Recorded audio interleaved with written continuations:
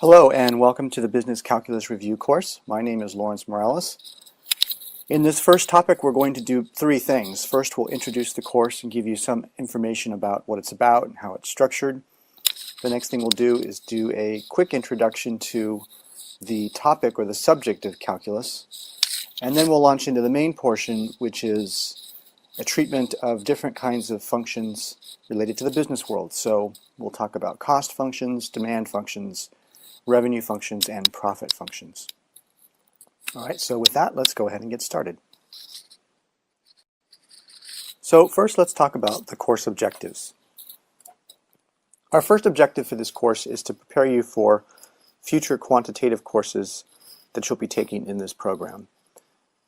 Our second objective is to provide you with a basic level of math proficiency.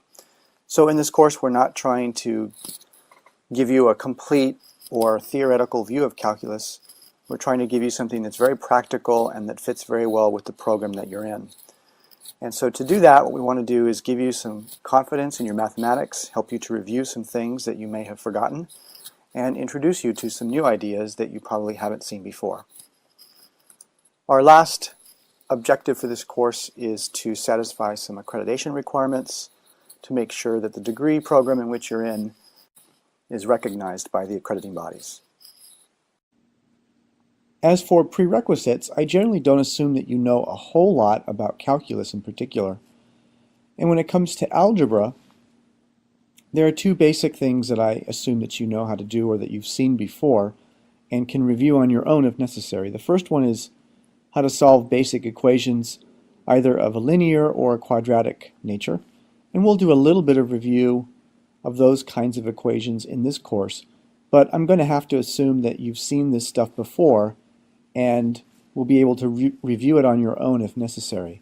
And then the second thing that we look at in terms of what we expect you to know is some basic rules of exponents and how to use them to solve some basic equations. We're not going to get too in-depth on the second of these, but solving linear and quadratic equations are definitely topics that you'll need to feel comfortable with. And if you don't, you may want to grab a copy of the Forgotten Algebra book that we will reference in a little bit here later.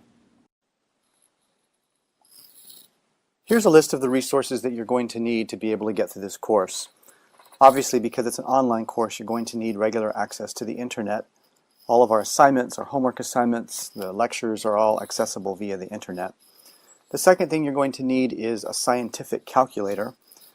If you have a business calculator and know how to use it, that'll do just fine. But generally speaking, a scientific calculator is preferred. So this has to be able to do things like exponents, powers, square roots, and things like that. So if you don't have one, you may want to go ahead and purchase one. You can usually get them relatively cheaply. I recommend that you get one that has what we call a two-line display, where the top line shows the input, the keys that you are entering into the calculator, and then the bottom line or the second line shows the actual results. Makes it a lot easier to do your calculations and to see what you're doing. You do not need to buy an expensive graphing calculator for this course, so keep that in mind. Also, there are two books that are optional but highly recommended. The first one is called Forgotten Calculus by Barbara Lee. That's available in bookstores and online. And if you look at the syllabus, at the end of the syllabus there is a little table that tries to link some of the topic lectures to the chapters in that book. And another optional book is called Forgotten Algebra by the same author, Lee. And this is particularly helpful for students who do not have a strong algebra background and need a lot of review. It's a good place for you to go and look up things that you may need to review to get through this course. So those are the resources that you need to get through this course. Let's talk about the course structure. This course is broken down into 8 topics. Each one has a lecture recording, and you're actually watching the first one of those.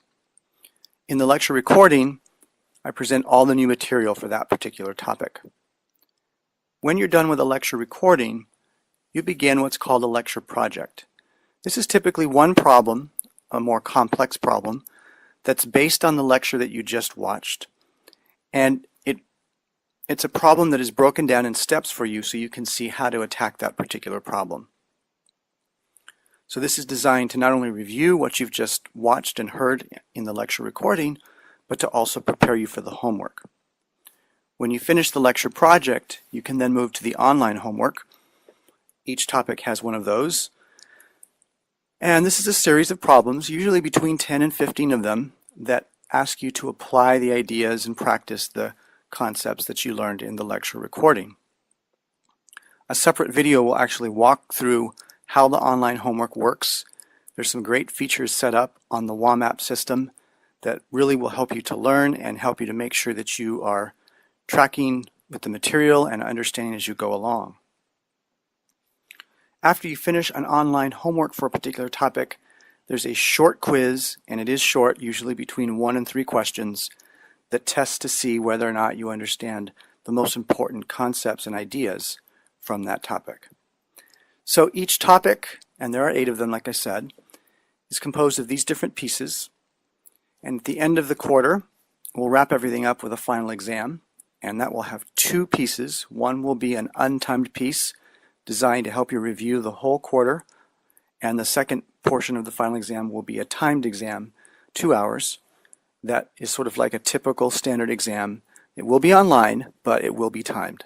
And so that gives you a total of 500 points for the class. In this class, you don't actually receive a grade, but you still need to demonstrate proficiency so that you are deemed as having passed the course. So there are 2 basic requirements that you need to fulfill in order to receive a passing mark in this course.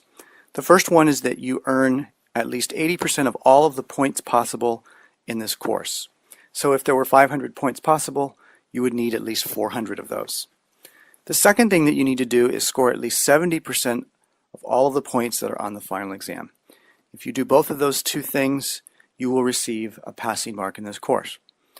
Now, some of you might be taking this course and might be having it reimbursed through your employer, and sometimes those employers require that you achieve a certain grade in order to be reimbursed.